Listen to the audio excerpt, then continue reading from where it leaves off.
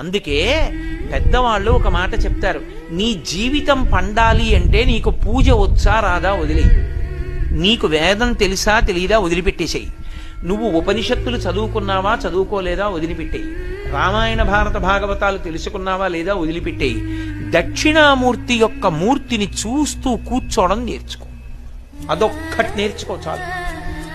ఏమక్కర్లేదు, ఇంకా దక్షిణామూర్తిని పెట్టుకుని రోజు కాసేపు ఆయన్ని చూస్తే చాలు. మీకు నేను ఇంకా విచిత్రమైన విషయం చెప్పనా, సంటి పిల్లలు కొంచెం కొంచెం పెరిగి పెద్దవాళ్ళు అవుతున్నప్పుడు ఇంట్లో అందమైన దక్షిణామూర్తి విగ్రహం ఉండి, విగ్రహం అంటే ఫోటో కనీసం ఉండి, పిల్లలు కాసేపు దాని వంక చూడడం అలవాటైతే మీరు చూడండి, నేను యథార్థం చెప్తున్న, పెద్దలు నిర్ణయం చేసింది, వాళ్ళు కళ్ళు తిప్పి ఆడుకుంటూ ఆడుకుంటూ పాకడం కూర్చోవడం వచ్చినప్పుడు చూసినప్పుడు వాళ్ళు నిశ్చలంగా కాసేపు ఇలా దక్షిణామూర్తి వంకే చూస్తారు.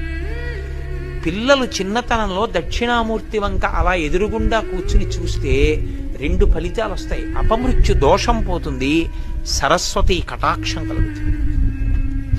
అందుకే అసలు ఇంట దక్షిణామూర్తి ఫోటో లేని ఇల్లు ఉండరాదు. అంత మంగళప్రదమూర్తి ఎవరు అంటే దక్షిణామూర్తియే.